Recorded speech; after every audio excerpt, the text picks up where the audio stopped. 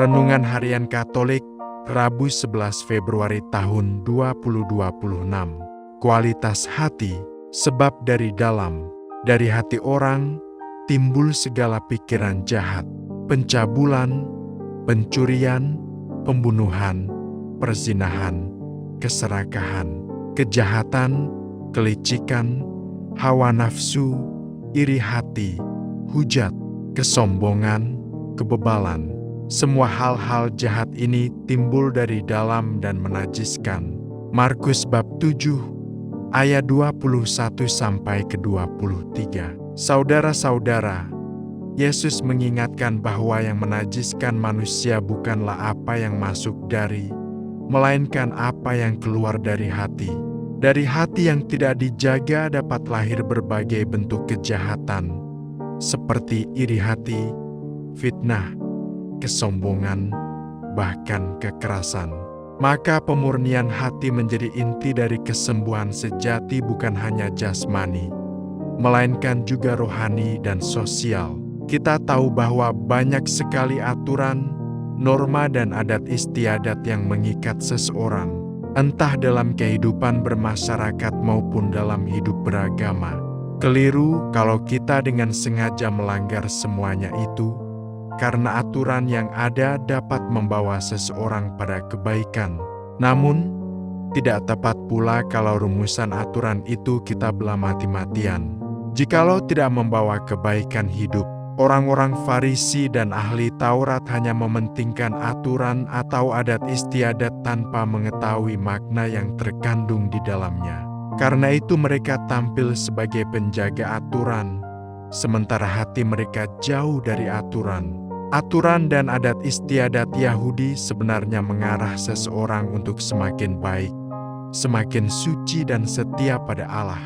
Tetapi di sini justru mereka memutarbalikkan dan menjauhkan seseorang dari makna yang sebenarnya. Hari ini Yesus mengajak kita untuk melihat aturan sebagai suatu sarana yang mengantarkan seseorang pada kebaikan. Di sini ditekankan soal kualitas hati kita, karena hati atau batin kita menggambarkan diri kita yang sesungguhnya. Dan kita sebagai orang Kristiani dituntut untuk mampu melihat dan menghidupi aturan yang ada bukan hanya secara lahiriah atau sekedar yang dapat dilihat, tetapi juga menghayatinya secara mendalam. Dan itu membutuhkan kualitas hati yang baik untuk senantiasa terarah pada Tuhan. Ada pepatah, dalamnya laut dapat diukur, dalamnya hati siapa tahu. Ada pula ungkapan hatinya seluas samudra. Hati dan laut sering disinonimkan. Mata hanya dapat melihat permukaan. Laut itu tenang, bening dan mempesona. Tetapi di dasar laut ada macam-macam hal, ikan besar, kecil, bangkai kapal, kotoran bumi, dan sebagainya. Demikian juga hati manusia. Di dalam hati tidak hanya roh Allah yang bertahta, tetapi juga iblis. Hati tidak hanya menjadi sumber cinta kasih, tetapi juga tersimpan iri hati, kemarahan, balas dendam, dan aneka benih kejahatan. Tuhan Yesus menekankan bukan yang masuk ke dalam tubuh yang menentukan, tetapi apa yang keluar dari hati. Kalau kualitas hati kita baik dan bersih, perbuatan kita pasti membuahkan hal-hal yang baik. Kalau kualitas hati kita buruk dan kotor, tindakan kita juga menebarkan racun. Betapa pentingnya kita senantiasa memperhatikan olah rasa tubuh dan rohani kita sehingga kita menjadi bersih dan murni selalu. Dengan kata-katanya yang keras, Yesus mengajak kita untuk lebih menjaga kebersihan hati dan pikiran daripada jenis makanan yang kita santap. Namun demikian, itu tidak menampik keyakinan bahwa ungkapan lahiriah seseorang, termasuk dalam hal kebersihan badan, lingkungan sekitar, adalah cerminan sekaligus wujud kebersihan hatinya. Oleh karena itu, Tuhan menyatakan bahwa semua makanan adalah halal. Apapun yang masuk ke dalam seseorang tidak menajiskannya. Semua makanan yang masuk ke dalam kalau berlebihan hanya membuat sakit. Manusia pertama muncul kehendak dalam hati yang tidak terkendali membuatnya melanggar aturan.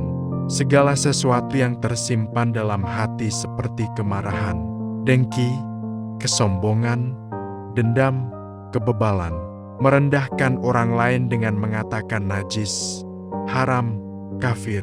Itulah yang menajiskan orang.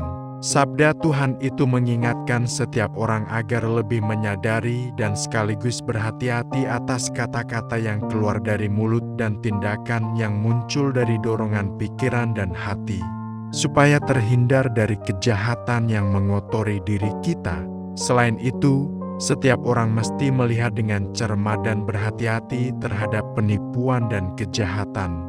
Pada hari orang sakit sedunia dan peringatan Santa Perawan Maria dari Lourdes, kita diingatkan bahwa Allah peduli pada penderitaan manusia. Maria di Lourdes menampakkan diri kepada Bernadette sebagai penghibur bagi yang menderita. Namun, lebih dari itu, ia mengundang pertobatan dan pemurnian hidup. Kesembuhan sejati tidak hanya datang dari obat, tetapi juga dari hati yang menyerahkan hidup sepenuhnya kepada Tuhan. Bunda Maria, doakanlah kami agar hati kami senantiasa dimurnikan dan menjadi sumber kasih bagi sesama yang menderita. Demikian renungan hari ini.